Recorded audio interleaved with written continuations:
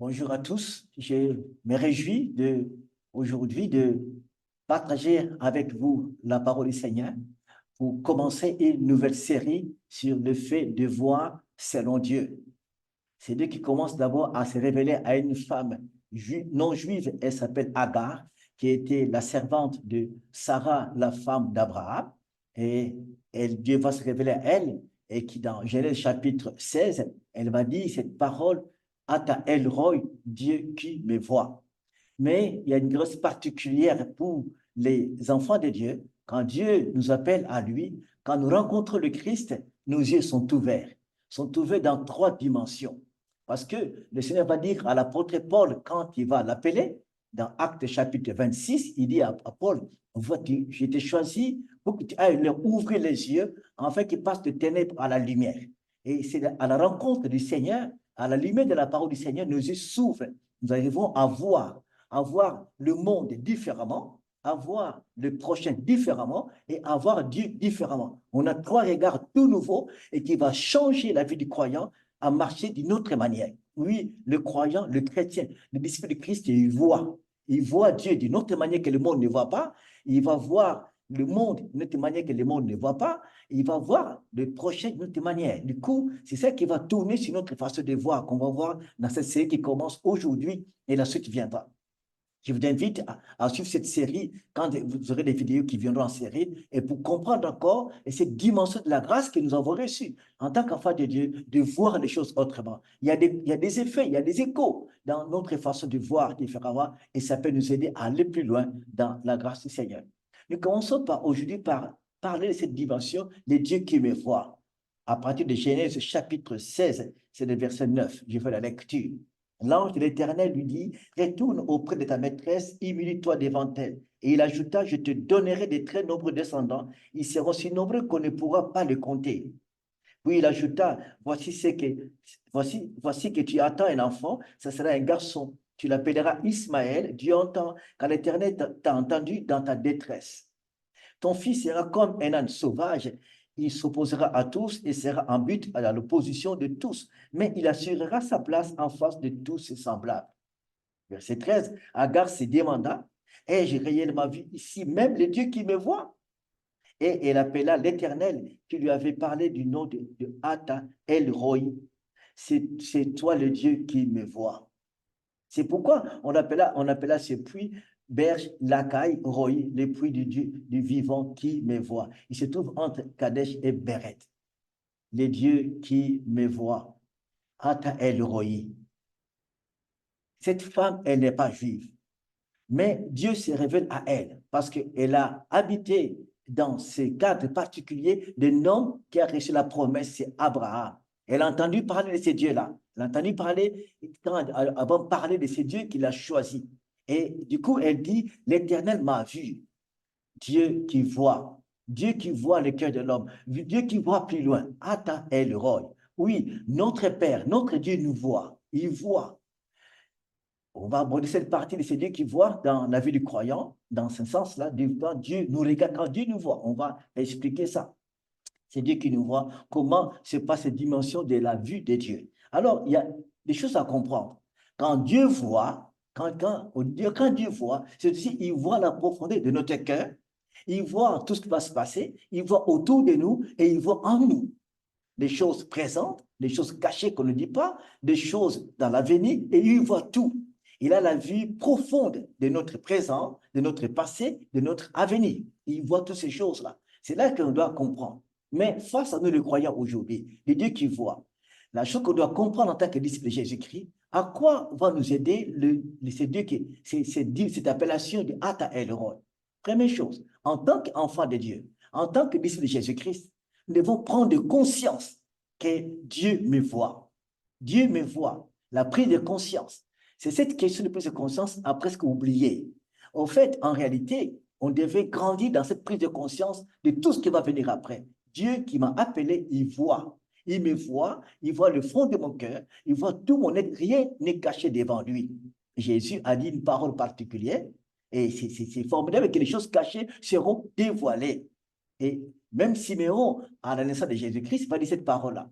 L'enfant qui est né apportera dans Israël, beaucoup de contradictions. Il y a ceux qui seront relevés, il y a ceux qui vont chuter par rapport à cette double nature qu'il a, le Fils de Dieu. Et elle dit, les choses cachées en lui seront dévoilées. Et du coup, avec Jésus, tout est dévoilé à sa venue. Rien ne peut te cacher. Le croyant doit d'abord comprendre, prendre conscience que Dieu voit. Il arrive qu'un jeune converti, c'est vrai qu'il n'a pas une grande prise de conscience de ça, que Dieu voit. Il arrive. Mais plus nous avançons dans la foi chrétienne, plus nous avançons avec Jésus-Christ, on doit prendre conscience que oui, mais Dieu me voit. Dieu me voit dans la profondeur. Réellement, la vie chrétienne, la relation avec Jésus, dans sa profondeur, se nourrit là où il n'y a personne. Le vrai croyant est là où il n'y a personne. On peut être avec les gens, fonctionner par l'hypocrisie, faire semblant de paraître, de faire, mais en réalité, on n'est pas dans ce sens-là.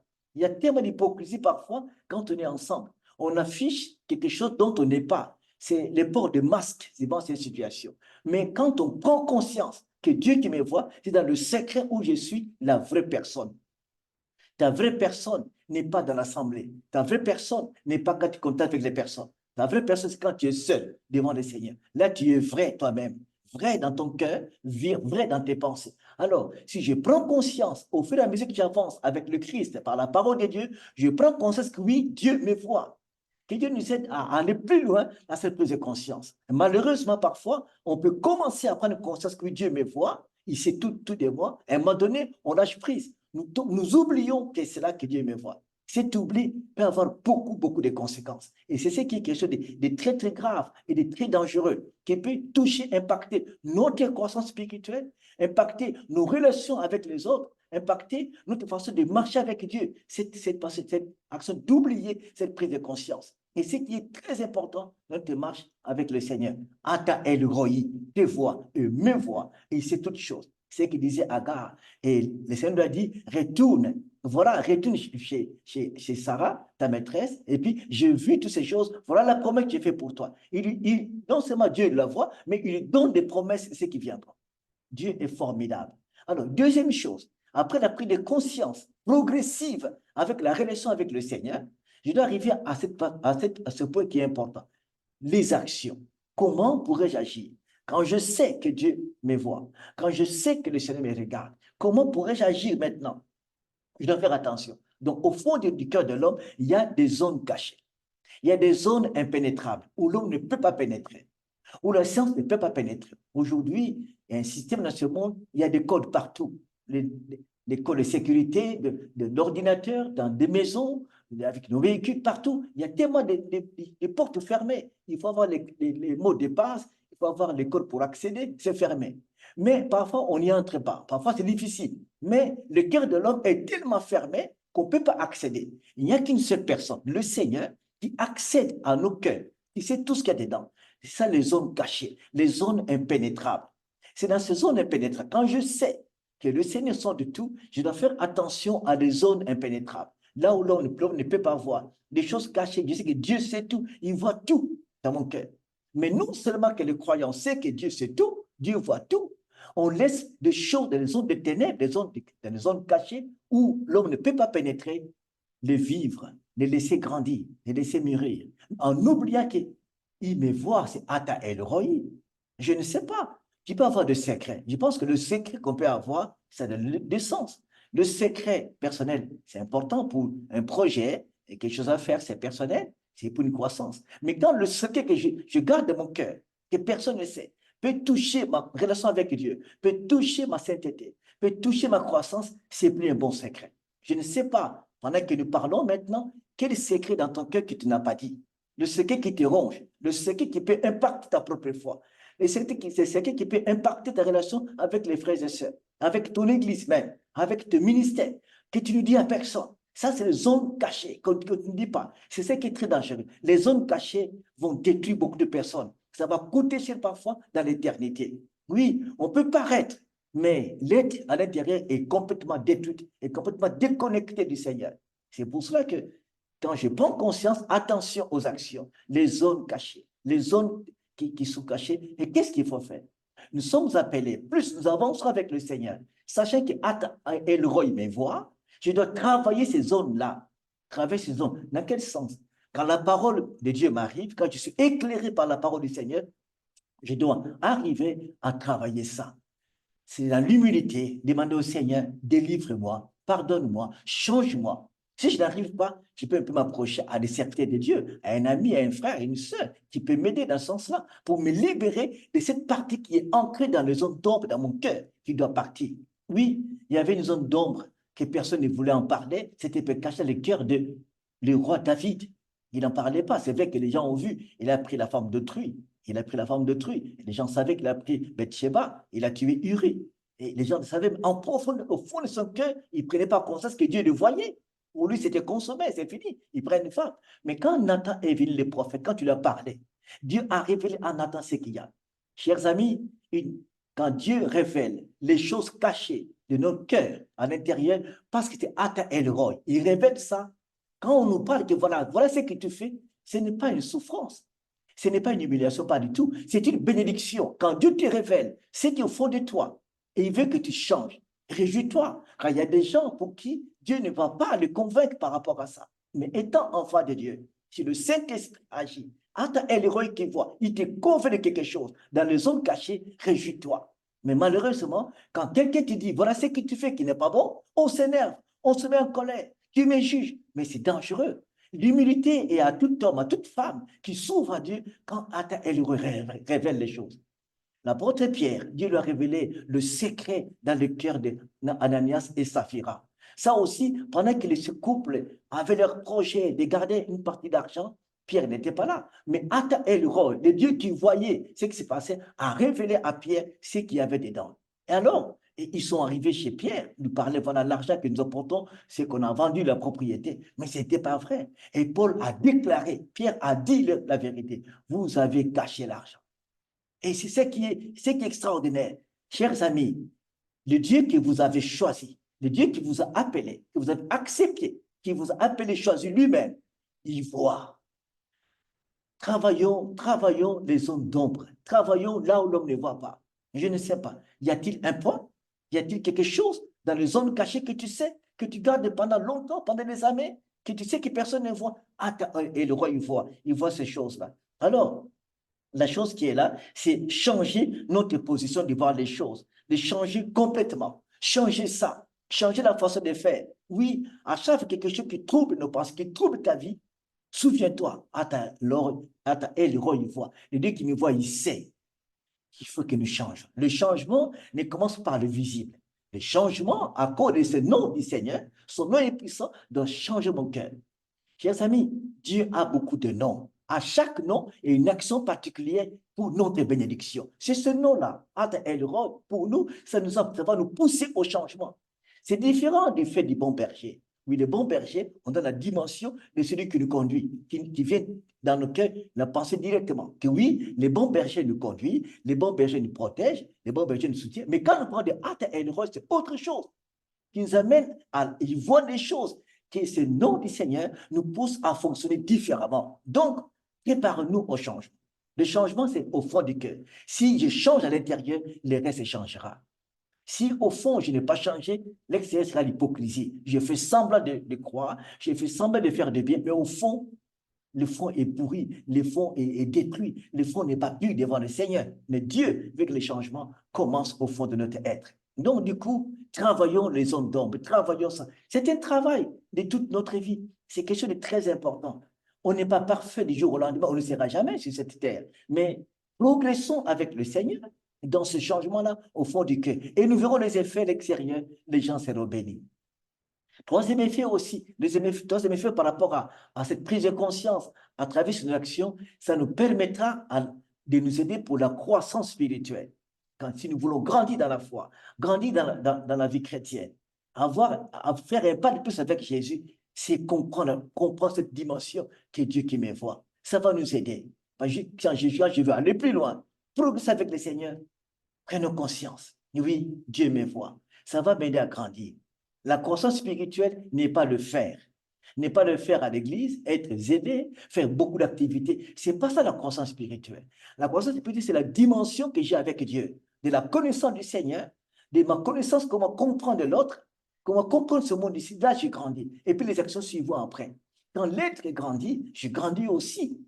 La croissance spirituelle n'est pas liée aux actions, C'est lié d'abord à la relation avec Dieu. Je grandis dans la compréhension et je tends vers la statue parfaite de Christ, semblable à Jésus. Là, j'ai grandi.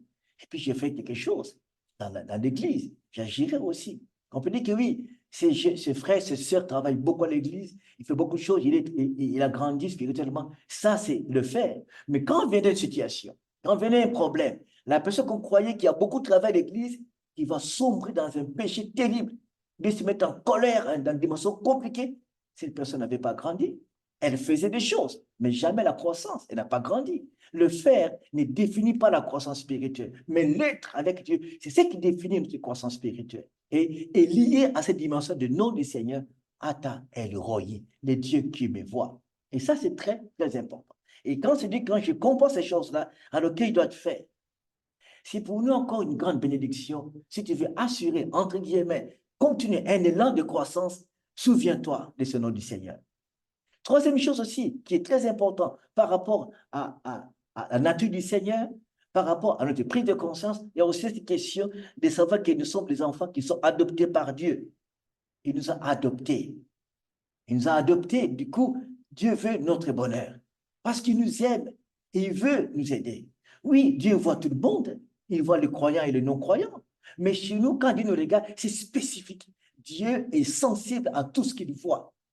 Là, quand Dieu voit, il ne s'était pas. Quand Dieu voit, il est en action. Je vous dirai dans les prochaines vidéos, quand Dieu voit, qu'est-ce qu'il fait? Souvenez-vous un peu, en passant comme une parenthèse, quand dans la parabole du bon samaritain, quand il a vu le monsieur qui était agressé, il est entré en action. Il a bien vu. Et du coup, quand Dieu voit, il n'est pas inactif. Voir, selon Dieu, c'est entrer en action. Dieu voit, son action peut être immédiate, peut être le temps qu'il voudrait, mais Dieu agit. Quand il voit, il agit. Dieu agit encore aujourd'hui.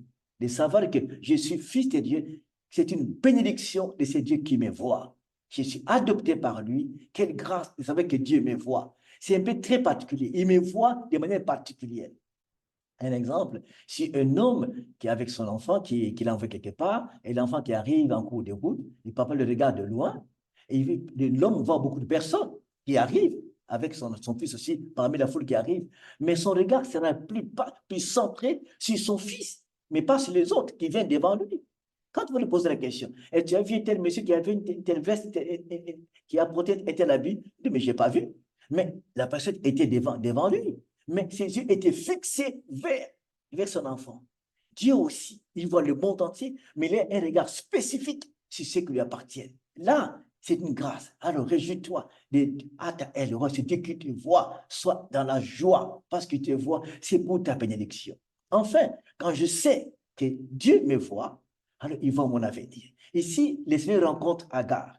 Il lui dit l'avenir de cet enfant-là. Il lui révèle ce que sera cet enfant Ismaël. Notre destinée, notre avenir, Dieu le voit.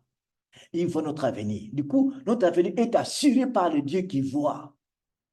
Quand je passe par de haut et de bas, quand je ne comprends pas, c'est que je dois savoir, mon Dieu voit. Mon Dieu sait tout. Il connaît le présent, il connaît le passé, il connaît le futur. Alors, je lui fais confiance. Il connaît parfois la personne qui vient me troubler, qui vient me tourmenter. Il connaît, il voit cette personne-là. Il voit tous mes ennemis qui font faire des complots la nuit comme le jour. Il voit leur complot. C'est Dieu la fait. Du coup, quand je pense que Dieu voit toutes choses, je n'ai pas à avoir peur. Je n'ai pas à avoir peur. D'ailleurs, même parfois, le Seigneur peut révéler l'ennemi, les ennemis qui s'opposent à toi. Il peut les révéler parce qu'il les a vus dans leur complot. Il arrive que le croyant a un rêve pas compliqué, les hommes, les personnes qui viennent, l'ennemi qui vient. Ce n'est qu'une grâce parce qu'il a vu, il t'a révélé. Il t'a révélé pour que tu prennes une position. Merci Seigneur.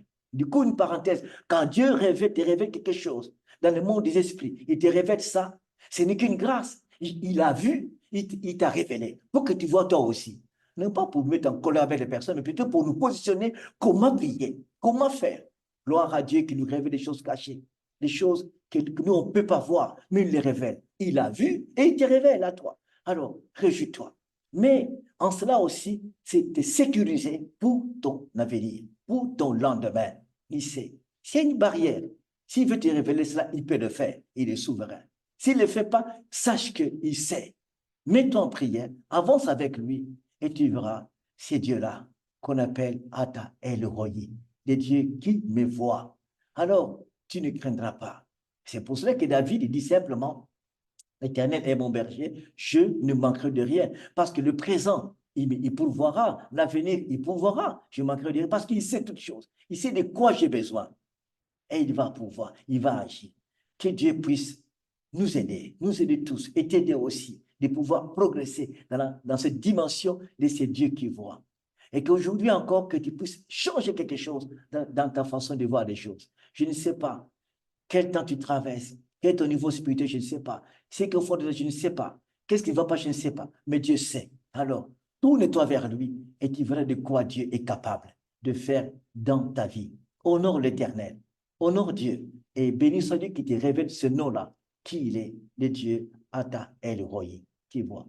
Que le Seigneur puisse nous bénir, qu'on soit vraiment des disciples qui comprennent le nom de leur Père et qu'il agit en conséquence. Que Dieu, encore une fois, nous ouvre les yeux pour comprendre ces dimensions merveilleuses. Soyez bénis et encouragés et progressez dans la foi, car Dieu vous aime, qu'il vous conduise, qu'il vous fasse du bien. Merci et à la prochaine pour la suite de la série sur la fait de voir selon Dieu. Merci. Au revoir. Amen.